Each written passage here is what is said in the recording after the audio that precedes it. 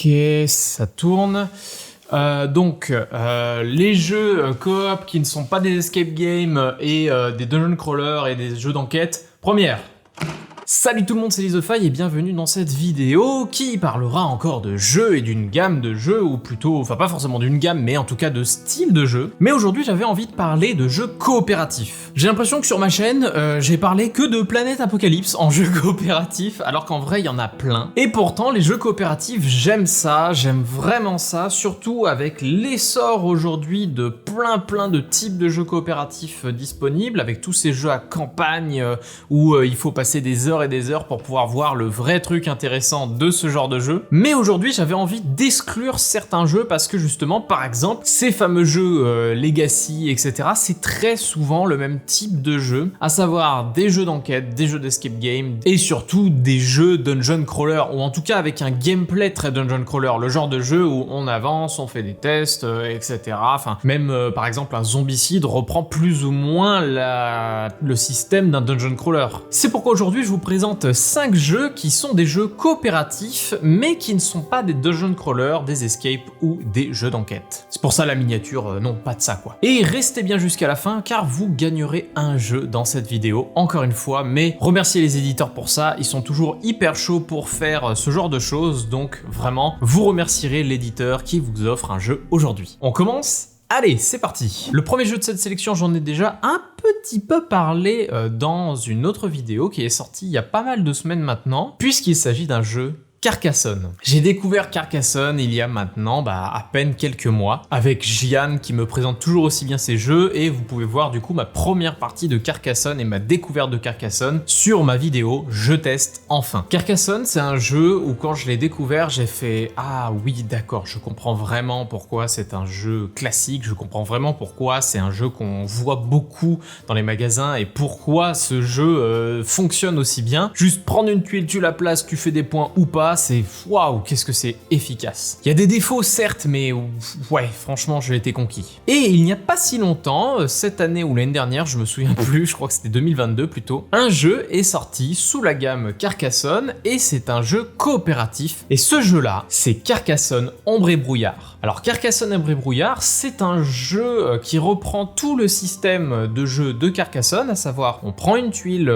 parmi tout le pot de réserve de tuiles, on la place, on essaie de faire des points, etc. Mais celui-ci propose une expérience non pas compétitive, c'est-à-dire on va pas s'affronter à faire le plus de points de victoire, mais coopérative, c'est-à-dire que tous les points de victoire qu'on fait seront pour tout le monde. Et on se dit mais dans ce cas, le but c'est quoi? C'est juste de faire des points? Oh non, pas du tout. Le jeu est extrêmement casse-tête et assez difficile même on pourrait dire. Ça c'est un truc que je voulais parler par rapport au jeu coopératif, c'est pour moi, il faut qu'un jeu coopératif soit difficile. Sinon, quel intérêt, en tout cas pour ce type de jeu? C'est vrai que les jeux d'aventure, on a plus envie de découvrir un jeu, se dérouler, etc. plutôt qu'un jeu difficile. Mais pour des jeux, voilà, comme ceux-là, il faut un peu de challenge. Et Carcassonne Ombre et Brouillard le fait très bien. La particularité de Carcassonne Ombre et Brouillard, c'est que vous aurez des fantômes qui vont apparaître sur les tuiles aux endroits où il y a du brouillard. Et à partir du moment où vous faites apparaître tous les fantômes de la réserve, eh bien vous avez tout simplement perdu. Je dis quand il y a plus de fantômes de la réserve, mais comme le jeu est découpé en niveaux, le niveau 1 il y a 15 fantômes, le niveau 2 il y en a moins, etc.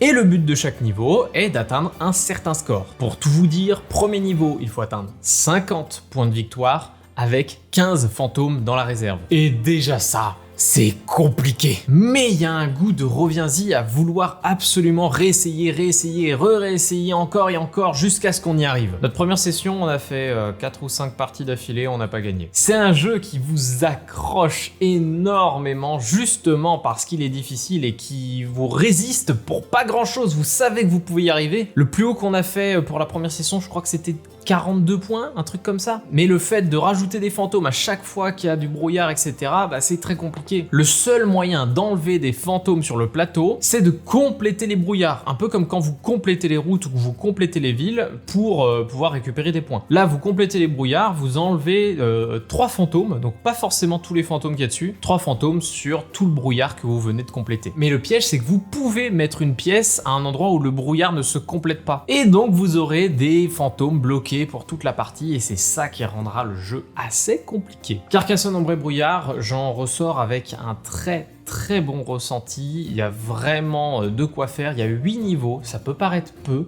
mais le fait qu'il y ait 8 niveaux qui vous résistent autant, croyez-moi, pour un petit jeu comme ça, qui est, voilà, qui est, je sais plus, mais pas très cher en tout cas, vous en aurez largement pour votre temps et votre argent. Carcassonne Ombre et Brouillard, toujours par Klaus Jürgen Wrede, distribué chez nous par Asmodée, d'ailleurs c'est eux qui m'ont envoyé la boîte, merci à eux, et on en a fini avec ce jeu-là, donc on va passer au deuxième jeu. Le deuxième jeu est un tout petit peu plus petit, et même bien petit, puisqu'il tient dans une toute petite boîte carrée, et c'est un jeu coopératif où personne veut jouer avec moi pour faire le niveau difficile. Ce jeu-là, c'est Yokai. C'est un jeu de Julien Griffon, qui a participé aussi au jeu dont je vous ai déjà parlé, qui est Faux Raccord. Yokai, si vous ne connaissez pas vraiment, je vous incite grandement à l'essayer, c'est un Memory. Super, je vous ai bien donné envie là, comme ça. Alors, Yokai, c'est un jeu de Memory, enfin qui reprend le principe du Memory, mais coopératif, où le but n'est pas de retrouver deux paires et après on enchaîne, etc. Non, ici, il va falloir réunir les différentes familles de cartes ensemble. Il existe 4 familles de cartes, le Kappa, le Kitsune, les Rokurokubi et les Oni. Il va falloir les réunir ensemble, un peu comme un jeu de cette famille où on met du coup tous les bleus ensemble, tous les rouges ensemble, tous les violets ensemble et tous les verts ensemble. Il faut qu'ils soient tous l'un à côté de l'autre et il faut qu'ils soient aussi tous connectés dans cette partie. Mais tout ça avec un principe de jeu qui était pas mal à la mode pendant un temps mais qui a un peu disparu aujourd'hui, enfin pas disparu mais il y a moins de jeux qui sortent sous cet effet-là. C'est un jeu où il ne faut pas parler. Vous allez donc retourner 2 cartes, les regarder,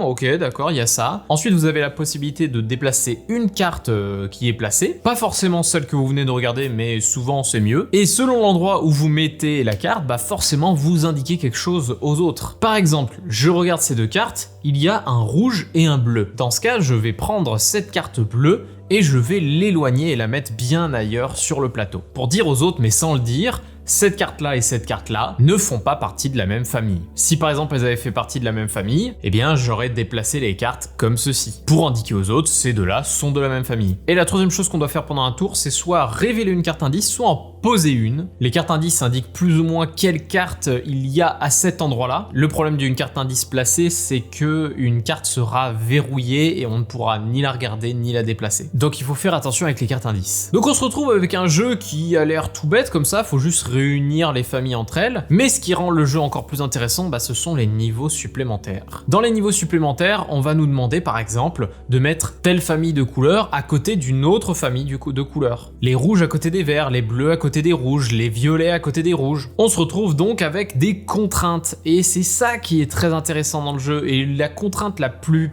difficile et finalement aussi la plus intéressante, eh bien c'est des contraintes de placement des cartes. Par exemple, à la fin de la partie, quand on dira que toutes les familles sont réunies, que les yokai sont apaisés, comme dit dans la boîte, eh bien les joueurs devront respecter ce schéma-là. Une pyramide, un serpent, ou revenir au carré de base. Et c'est pas si facile que ça, souvent les parties, les cartes elles sont un petit peu dispersées partout, et finalement c'est pas évident du tout. Et donc les niveaux de difficulté supplémentaires, bah ils demandent quand même de pas mal se prendre la tête, de prendre son temps aussi, parce que les cartes indices sont plus ou moins un timer pour le jeu. Et pour arriver à faire les formes qui montrent et qui proposent dans le jeu, ouah, c'est pas évident du tout. Mais l'avantage, c'est que bah, ça renouvelle vachement le jeu. Pour un petit jeu comme ça, pas cher, moi vraiment, j'adore ce jeu. J'arrive pas beaucoup à y jouer parce qu'en fait, c'est un jeu qui, en tout cas, les joueurs que j'ai autour de moi ne sont pas très attirés par ce genre de jeu à communication interdite. Et surtout, c'est un jeu qui fait beaucoup travailler le cerveau, hein. Faut vraiment se souvenir de tout ce que tu viens de voir. Il y a des fois, on voit quelqu'un bouger une carte et on fait « Quoi ? Pourquoi t'as fait ça ?» Mais en fait, il faut continuer de jouer quand même. Donc Yokai, moi, je vous oriente vraiment sur ce jeu qui, quand même, est très très sympa, minimaliste, et surtout qui amène du challenge. Vous avez compris que j'aimais ça. On enchaîne avec un jeu dont je vous ai plus ou moins déjà parlé, puisqu'il s'agit d'un des premiers jeux que j'ai reçus de la part d'Asmodée, dans le premier gros carton que Asmodée m'avait envoyé, merci encore à eux. C'est un jeu auquel j'ai pu enfin jouer, et c'est pour ça que maintenant je vous en parle vraiment, parce que je peux vraiment vous expliquer pourquoi le jeu est sympa, et surtout que je vois qu'il se retrouve pas mal en promotion parce que le jeu n'a pas eu un succès incroyable. Il s'agit du jeu Forgotten Waters.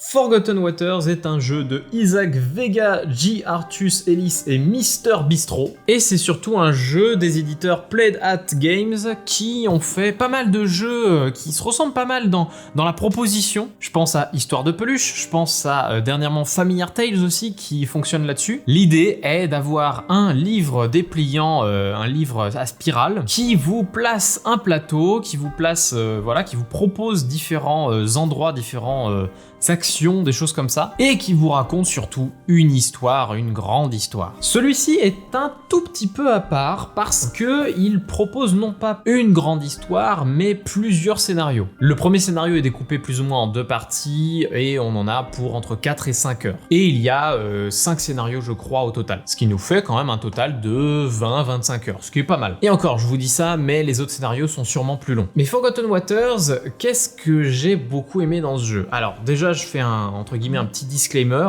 Ce jeu-là, un léger défaut pour moi, c'est que il devient intéressant si on est beaucoup de joueurs autour de la table. Parce que le jeu propose 7 postes de joueurs à prendre. Notamment, il y en a un qui va gérer les canons dans l'équipage, il y en a un qui va gérer la fin de l'équipage, il y en a un qui va gérer l'ordre du tour, il y en a un qui va gérer ci ou ça. Voilà, il y a plein de choses à gérer différentes. Et c'est pour ça, moi je trouve c'est plus intéressant comme jeu à vivre, on va dire. Moi par exemple, je jouais celui qui gérait l'ordre du tour, et celui qui gère l'ordre du tour, il gère aussi l'application à côté, puisque c'est un jeu avec une application. C'est un jeu avec une application, mais comme Histoire de Peluche et comme Familiar Tales, c'est une application qui va surtout être un moyen de facilitation plutôt qu'un livret à lire, etc. Là, vous avez toute une application avec des acteurs, des acteurs vocaux qui vous racontent l'histoire, qui vous expliquent à chaque fois que vous faites quelque chose, eh bien, vous allez rentrer un script dans l'application qui va être lu par un acteur, et ça sera vraiment sympa, ça donne vraiment une ambiance. Et comme Forgotten Waters en plus de ça est une ambiance type pirate, eh bien on a des acteurs qui se donnent un petit peu à essayer de faire des voix un peu pirates. Terre en vue! Crie la vigie. Tout le monde se rassemble pour observer les pittoresques falaises de calcaire qui se dressent au loin. Magnifique! Commente Henrietta, impressionnée. Il y a des lumières en haut! Fait observer un autre pirate. Sont bleus, non?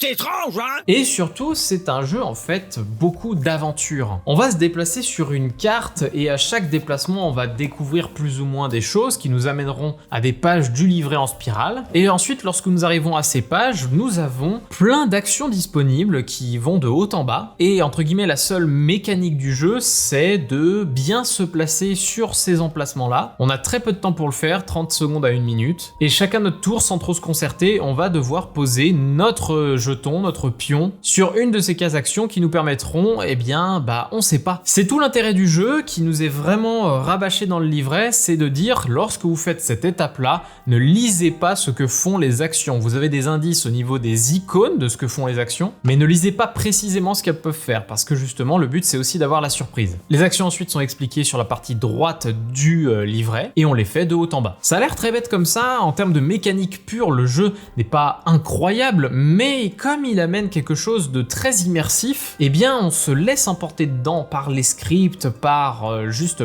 cette mécanique, elle amène quelque chose de ouais, faut se presser, allez, on choisit vite, etc. C'est un jeu qui est quand même assez immersif, et en plus de ça, comme on est beaucoup de joueurs, eh bien on vit tous ensemble ce truc où on se souviendra quand même de la partie qu'on vient de faire. Les actions qu'on fait ensuite de haut en bas, comme je vous expliquais, ce sont souvent des lectures de scripts, des tests de compétences pour récupérer ou non des trésors, de la nourriture, des boulets de canon, des choses comme ça. Et surtout, dans tout le jeu, on a cette volonté de faire évoluer notre personnage. Puisqu'on a une petite fiche à côté, très très drôle en réalité, où on va devoir écrire des choses, que ce soit des noms, des animaux, des choses comme ça dépend ce qu'on demande. Et ces mots qu'on a écrits dans ces cases-là vont se retrouver dans les textes d'évolution de notre personnage à l'avenir. Pour faire évoluer notre personnage, eh bien il faut faire des aventures, des choses comme ça. Et ça, c'est hyper malin parce qu'on a envie de faire débloquer les textes de notre personnage afin de lire notre histoire aux autres joueurs. Moi, par exemple, dans une des cases, j'avais marqué Jean Reno. Et donc, dans l'histoire, il y avait Jean Reno qui s'était ramené. Et c'est très drôle pour ça. Donc, Forgotten Waters, est-ce que je vous le conseille pour son gameplay? Non. Par contre, je vous le conseille pour qui vous donnera quand même pour son aventure, pour l'immersion qu'il amène, pour voilà ce moment partagé avec beaucoup de personnes. Vous n'êtes pas obligé de jouer à 7 comme nous on a fait, mais je pense que à partir de 5-6 c'est bien. Et je pense qu'avec des enfants c'est vraiment pas mal. Bref, merci Asmodée de me l'avoir envoyé, car c'est un jeu que j'aurais peut-être pas découvert si on me l'avait pas envoyé. Et vraiment hâte d'enfin jouer à la suite parce que vraiment ça donne envie quoi. Le quatrième jeu de cette sélection est le jeu que vous pouvez gagner. Et oui, parce que j'ai demandé s'ils étaient d'accord pour vous en faire gagner un, et ils sont archi chauds pour le faire. Ce jeu-là, bon, je vous ai montré un petit peu au tout début si vous avez un peu été attentif. Ce jeu, vu mon passé, vu mon travail de manière générale, c'est un jeu qui me parle beaucoup de par son thème, de par voilà tout ce qui s'y passe surtout. Et ce jeu-là, évidemment, c'est Saturn. Saturn de chez Lucky Duck Games, donc remerciez Lucky Duck Games qui vous offre un jeu Saturn. Et merci à eux de me l'avoir envoyé pour que j'y joue, évidemment. Ce jeu-là est un jeu de Malaki Ray Rempen, je ne sais pas si je l'ai dit correctement, mais tu es cité, qui est un jeu coopératif, donc là on est dans une vidéo de jeu coopératif, donc c'est logique, de gestion de dés. Ok, je vous ai déjà perdu. Alors, le but de Saturn, c'est de créer son film. Comment on va créer son film? Eh bien tout simplement on va balancer des dés sur un plateau, ces dés là on va les assigner à des endroits sur le plateau, et si on les assigne au bon endroit, eh bien on aura la possibilité de tourner des scènes de film, donc ces cartes là, et ces cartes là lorsqu'on les a tournées on les rajoute dans notre freeze, dans notre timeline pour ceux qui ont le jargon. Lorsque vous créez votre film, il va falloir respecter quelques petites choses, mais ce film là, comme dans la vraie vie, vous aurez pas tout ce que vous voulez pour pouvoir le faire. Vous avez une petite roue comme ça qui représente votre budget et votre temps, votre planning. Et à chaque tour, on va réduire de 1 le planning, ça définit le nombre de tours qui vous reste quoi. Et de l'autre côté, vous avez votre budget, et donc à chaque fois que vous faites des scènes, à chaque fois que vous faites telle ou telle chose, vous allez dépenser de l'argent. Si vous avez plus d'argent ou plus de planning, la partie se termine et vous avez perdu. Ce qui amène une vraie course contre la montre à essayer de gérer le budget et le planning. Il y a plein de cartes ou d'effets qui peuvent nous aider à améliorer l'un ou l'autre, mais ça reste très difficile. Ce jeu est une petite pépite. Pourquoi? Parce que déjà, juste en termes de thématique, il est excessivement dans le vrai. En termes de mots utilisés, il est dans le vrai. Et en termes de ce qui se passe lors d'un tournage, ah oui, il est dans le vrai. Je vous explique un peu comment ça marche. À chaque tour, vous allez balancer un certain nombre de dés, et ces dés, vous avez la possibilité de les placer à pas mal d'endroits sur le plateau. Il y a des endroits pour placer des décors, donc qui permettent de préparer une scène, un endroit qui permet de faire des réunions de prod, et donc de jouer des cartes idées. Ces cartes idées, ça va permettre d'aider un peu la partie, notamment soit en faisant gagner de l'argent, soit en faisant gagner du temps. Et surtout, on peut placer ces dés à un endroit très important, c'est pour gérer les problèmes. Car à chaque tour de jeu, vous révélez une carte problème. Et ces cartes problèmes, eh bien, c'est très représentatif de ce qui se passe dans la vraie vie lors d'un tournage. Il y a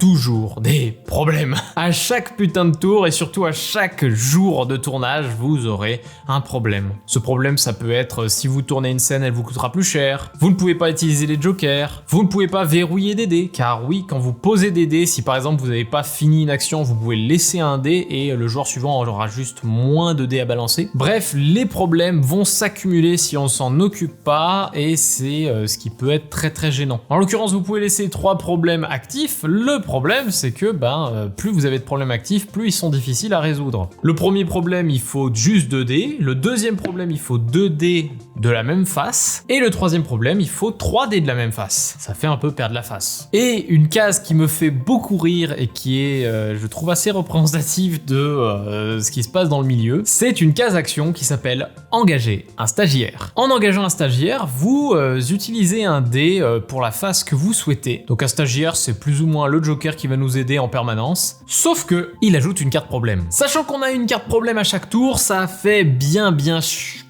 voilà. Vous avez compris quoi. Le but du jeu, il est simple. Créer un film, donc ça je vous l'ai déjà dit, mais il faut surtout pas seulement créer un film normal. Il faut soit créer un film relativement bon, c'est-à-dire qui sort de cette frise de qualité, ou un film tellement nul qu'il en est génial, ce qu'on appellerait dans le jargon un nanar. Et comment on fait varier cette frise de qualité? Eh bien selon les scènes qu'on tourne, certaines vont nous faire gagner de la qualité, certaines perdre, et surtout on a un scénario qui est placé dès le début de la partie pour nous dire « Ah, ça serait mieux qu'il y ait des scènes de telle couleur, ou des scènes de telle couleur à côté de scènes de telle couleur. Ça représente d'ailleurs un ton pour le film. Les scènes rouges, c'est les scènes de bagarre, les scènes jaunes, c'est les scènes comiques, etc. Et plus on remplit ces conditions, plus on a de qualités qui vont augmenter. Ce jeu, ça paraît rien, mais qu'est-ce que c'est bien. Déjà, le jeu est teinté d'humour de partout. Vous avez évidemment tout ce que je vous ai déjà dit, notamment le scénario qui peut avoir le nom du film dessus et c'est assez drôle pour ça. Vous avez les problèmes qui arrivent et donc vous avez toujours un petit texte d'ambiance un peu drôle qui est en même temps. Les cartes idées qui sont aussi des textes d'ambiance assez drôles. Et surtout quand vous avez placé vos 5 cartes de scène, vous allez pouvoir vous raconter le film que vous venez de créer. Nous, c'était l'histoire de quelqu'un qui avait un cancer et du coup il est allé aux chiottes pour soigner son cancer, des choses comme ça. Enfin, c'était n'importe quoi mais c'est drôle. L'imagination était là en tout cas. La petite touche supplémentaire avec ce jeu, c'est qu'il y a un petit côté asymétrique. Chaque joueur vont jouer un rôle spécifique dans le jeu, le réalisateur, le décorateur, la maquilleuse, etc. Ça leur procurera des actions bonus supplémentaires qui seront sur leur plateau. Et pour la blague aussi, pour le roleplay, pour amener quelque chose d'immersif, eh bien chaque rôle ont des capacités inutiles mais proposées. Par exemple, la chef décoratrice peut faire porter aux autres joueurs le vêtement ou l'accessoire de votre choix. Ça sert à rien, mais c'est cool. La monteuse peut faire parler les autres joueurs plus lentement, plus vite, à l'envers ou avec un accent. Et justement, c'est tout con, mais il y a la monteuse et le monteur, le directeur de la photographie ou la directrice de photographie. Vous pouvez ajuster l'éclairage dans la pièce selon votre bon vouloir. Bref, c'est complètement con, mais ça marche parce que ça rentre dans l'univers un peu comique et loufoque du jeu en fait. Et surtout, je vous parlais de challenge au début de la vidéo. Putain que ce jeu vous propose un challenge. On a réussi notre première partie, mais il n'y a pas grand chose et vraiment on a eu de la chance sur la fin quoi. C'est excessivement pas facile du tout. Et l'avantage c'est que vous pouvez aussi augmenter la difficulté du jeu avec des cartes qu'on appelle des cartes production qui vous faciliteront pas la tâche du tout. Et toujours bien teinté d'humour puisque les productions sont très proches de productions qui existent dans la vraie vie. Le petit plus forcément c'est l'édition du jeu. Parce que je vous ai montré par exemple la roue qui gère le budget et le planning. Selon la difficulté que vous voulez et le nombre de joueurs, vous retournez la roue et vous placez tout ça comme vous le souhaitez et voilà, votre partie est prête. Ça, c'est hyper bien pensé. Et surtout, vous l'avez vu dans l'intro de la vidéo, la boîte s'ouvre comme un clap. Il y a un plateau de jeu, certes, mais il y a aussi ceci. Le thermoformage est une bobine de cinéma. Et donc tout est hyper bien rangé dans la boîte avec juste un truc qu'on ouvre comme ça, comme une bobine de cinéma. Et vraiment, voilà, Lucky Duck pour ça, vous êtes incroyable. Si vous aimez, les belles éditions comme ça, vraiment Lucky Duck, ils savent faire. Et le jeu est aussi sorti avec une petite extension qui amène des genres dans le cinéma, notamment films d'horreur, films de SF, etc. Ça ajoutera des conditions de fin de partie, des choses comme ça, des nouveaux rôles aussi, donc des nouveaux pouvoirs supplémentaires par joueur, des nouvelles cartes scènes, des choses comme ça. Bref, ça amène vraiment quelque chose d'assez sympa cette extension. Surtout le truc en plus, c'est que vous avez une partie de scénario supplémentaire qui vous allonge le nom de votre film et du coup ça amène encore au comique du jeu. Donc il y a vraiment de quoi faire avec Saturn et si vous avez apprécié l'univers, vous aurez envie de cette extension. C'est comme beaucoup de jeux, c'est-à-dire que quand on a aimé le jeu, c'est con de pas avoir l'extension parce que ça décuple notre amour pour le jeu. Et je confirme que l'extension, elle amène quelque chose de sympa. J'ai pas dit un truc, c'est qu'effectivement en nombre de joueurs, Saturn c'est peut-être pas un jeu à jouer avec beaucoup. Je pense que 3 c'est le bon nombre et moins c'est bien aussi. On peut jouer jusqu'à 4 mais bon, il y a une gestion des cartes idées, donc des cartes que vous avez en main qui sont quand même intéressantes et à 4 malheureusement ça perd un petit peu du côté intéressant. Donc Saturn, vous pouvez le gagner dans cette vidéo, je vous dis ça à la fin. On arrive au dernier jeu qui est un jeu zombicide. Et là vous me dites, t'avais dit que tu voulais pas parler de dungeon crawler ou de jeux qui s'en rapprochent, etc. Ouais, mais justement, c'est pas un dungeon crawler. Ce jeu-là, c'est Zombicide Gear Up. Et pour moi, ce jeu a subi une injustice. Pourquoi ? Parce que c'est un jeu à cocher par en partie l'auteur de Cartographeur. Un jeu de Jordi Adan et de Marco Portugal. Zombicide Gear Up, c'est a priori, même si je suis pas tout à fait sûr de cette info, le seul jeu à cocher coopératif. Et qu'est-ce que ça marche ? Jusque-là, vous vous dites, et en quoi ça fait quelque chose d'impressionnant ? En fait, il y a tout ce que j'aime dans Cartographeur, mais adapté à un jeu coopératif et surtout l'univers de Zombicide qui va quand même assez bien avec. Et pourquoi je dis que le jeu a subi une injustice, c'est parce que il y a le nom Zombicide sur la boîte. Et ça le dessert un peu. En fait, il fait partie de ces jeux que pas mal de gens n'ont pas forcément acheté, alors que le jeu s'adresse vraiment à beaucoup de gens en réalité. En termes de gameplay, en termes d'amusement. Vous allez jouer un personnage qui aura des armes assignées. Ces armes, lorsqu'elles sont jouées, vont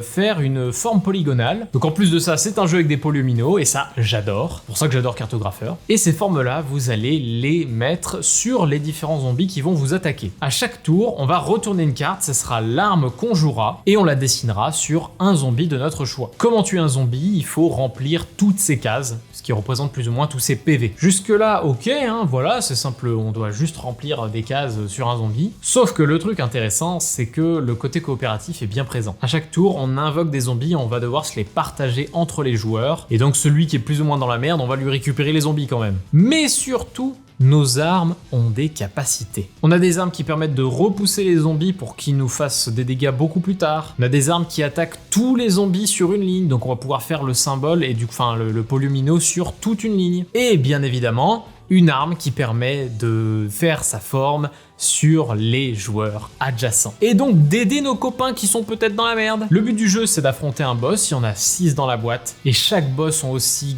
beaucoup leurs spécificités. Le jeu se déroule en 2 manches. Première manche, vous allez juste affronter des zombies. Deuxième manche, le boss va arriver. Et le boss va passer de joueur en joueur, et seul le joueur qui l'a d'assigné va pouvoir dessiner des formes de polyomino dessus. Mais qu'est-ce que ça marche? Qu'est-ce que ça marche, Zombicide Gear Up? Vraiment, je me le savoure tranquillement, doucement, ce jeu. J'ai pas fait beaucoup de parties, mais j'aimerais faire beaucoup plus de parties. Sauf que je ne le mange pas trop vite, justement pour ne pas faire tous les boss d'un coup. Le premier boss, c'est juste un gros zombie simple. Il y en a un, c'est une tour de zombies, et donc il faut commencer par en haut et faire les polyomino de haut en bas. Il y en a un, c'est un zombie-fan, et si on entoure ses os, eh bien ça détruit toute une ligne, toutes les lignes orthogonales de l'éléphant. Bref, c'est très varié, et ça demande un vrai challenge et une vraie coopération pour que ça fonctionne. En plus de ça, quand on remplit certaines cases, il y a des cases qui vont empêcher les zombies de faire plus de dégâts, ces petites étoiles rouges là, mais il y a aussi des boucliers et des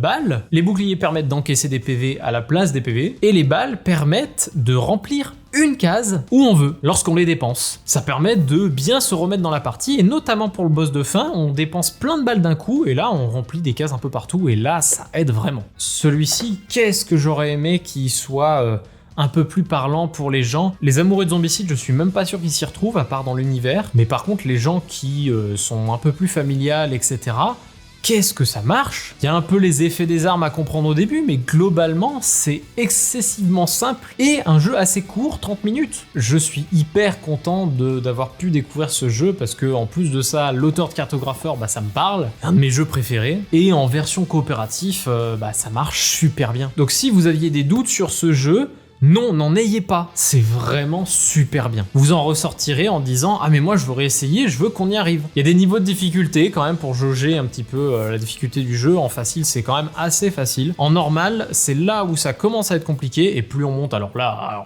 c'est n'importe quoi. Mais ça reste sympa à essayer. Merci tout le monde d'avoir regardé cette vidéo sur les jeux coopératifs qui ne sont pas des jeux dungeon crawler ou des jeux d'enquête ou des jeux d'escape game. Oui, le nom de cette vidéo va être un peu long. Je vous ai dit que vous pourrez remporter un exemplaire de Saturn, et bien voilà comment. Il faut s'abonner, liker la vidéo et surtout commenter. Quel est l'éditeur français qui fait ce jeu? Je ferai un tirage au sort la semaine prochaine à 18 h logiquement, et l'heureux élu recevra un exemplaire de Saturn. Merci beaucoup d'avoir regardé cette vidéo. Je vous donne rendez-vous peut-être la semaine prochaine pour le vlog de Paris et Ludique. Oui, enfin, je suis un peu labour, mais comme mes vlogs, je fais souvent un assez gros montage, ça prend un peu de temps. Je vous donne rendez-vous la prochaine fois, et puis d'ici là, moi je vous dis